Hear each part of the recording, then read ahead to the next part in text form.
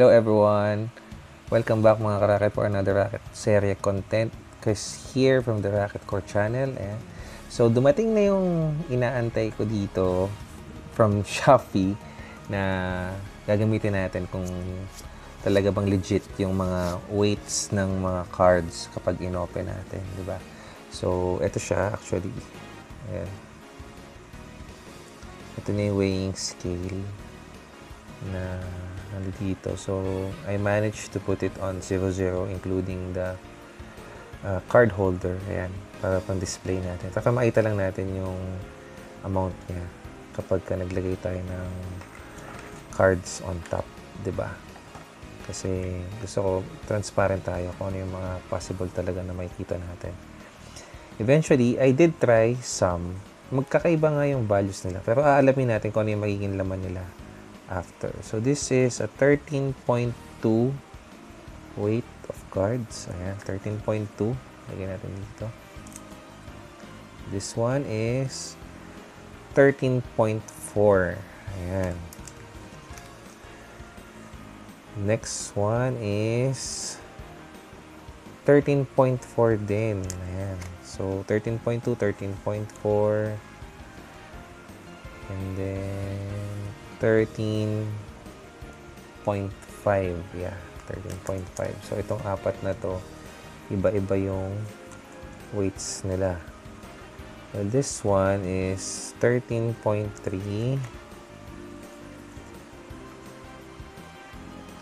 13.3. Siguro yung mga 13.3, yan yung mga rare lang, no? Tingin ko. 13.3. 13.3 as well. 13.3.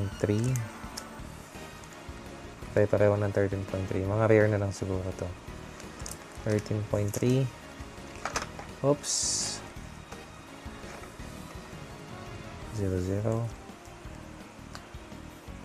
13.3 din. Okay. So, ano ba yung gusto natin patunayan dito, guys? So, what we want to know is kung talaga bang nafi-filter yung cards by doing a weighing of it, diba? So, yun yung secrets. Aalamin natin. So, the 4 packs have a different weight. This one weighs 13.4, then 13.5 na dalawa, and then a 13.2. Ayan. Just to confirm, ulitin ko, para lang sure ako. So, this is 13.5. This one, hiwalay natin siya. And then this one, 13.4. 13.4. So, dalawang 13.4. Isang 13.5. At isang 13.2. Titingnan muna natin. Ito lahat to 13.3. Titingnan natin yung laman niya. I-open natin.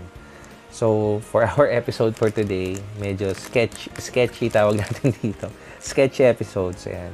Exposing the One Piece secrets. Ayan. We're gonna open again the OP15 packs. Ayan. For our episode for today. So, samahan niyo ako, guys.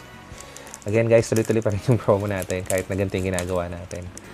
Pag may nakuha tayong manga dito, so mamimigay pa din tayo ng 3 boxes or God packs. Mamimigay pa rin tayo ng 1 box of your choice. Okay? So, ito, yung lahat ng to is 13.3 yung weight. Diba? In grams. So, tingnan natin kung pare-pareho bang rare to at kung wala tayong makikitang SR dito. Kung mali man yung expectations natin.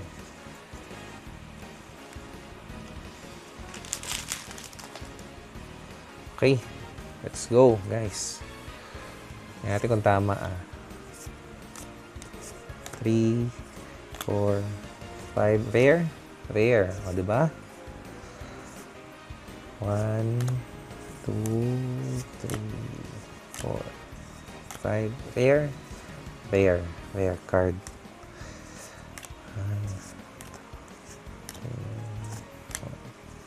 5. Rare, rare card.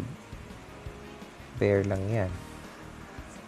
So, I guess, tama yung assumptions natin. 13.3.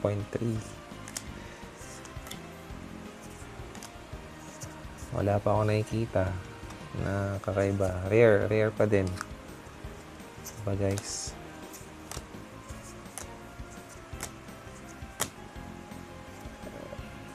Rare pa din.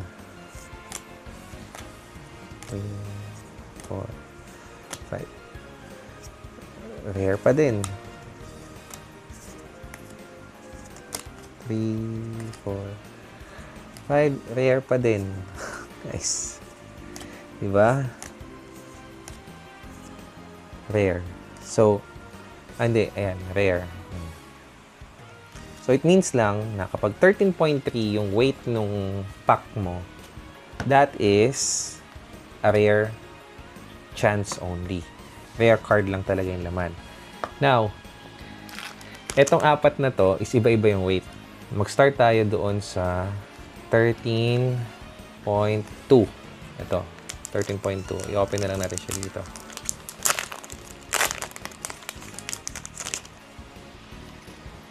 $13.2. Let's see.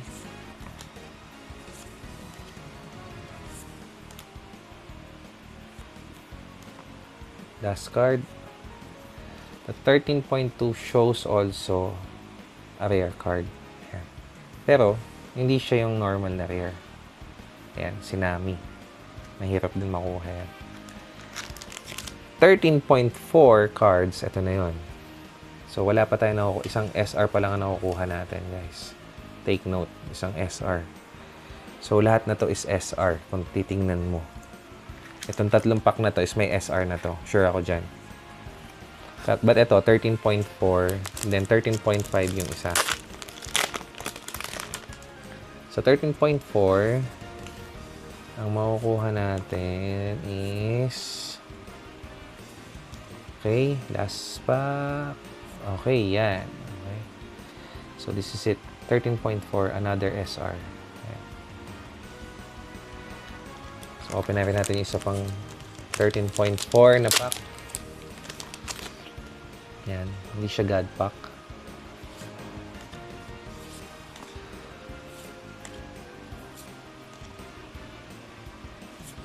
Okay. Ayan. So, another SR. So, it's a rare na alt art. So, siya ay Teka, Google Translate natin. So, yung kanina ay si Jin plus si Alvida. Okay? Sa 13.4 na packs na weight ng pack, ito yung nakuha natin. May dalawang SR. Diba? So, kapag above 13.3 is automatic, merong kakaibang card. Okay? This one is a 13.5.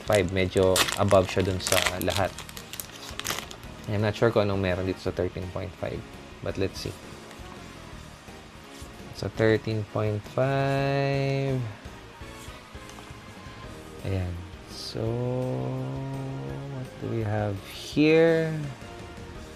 Nami na SR lang. Ayan. So, usually, nasa 13.4 yung magaganda. Pero, 13.4, 13.5, that's fine with me. Kung ganun lagi yung weight ng mga cards natin. But, we'll check and evaluate kung ganun nga talaga yung mga computations natin dyan.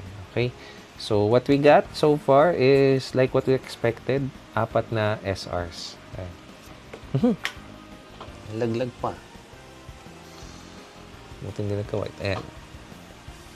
4 lang na SR. Okay. So, yun guys. I've shared some tips and ayan. So, hopefully makatulong sa inyo yun in terms of determining kung ano ba yung ina-expect nyo from that pack. Okay?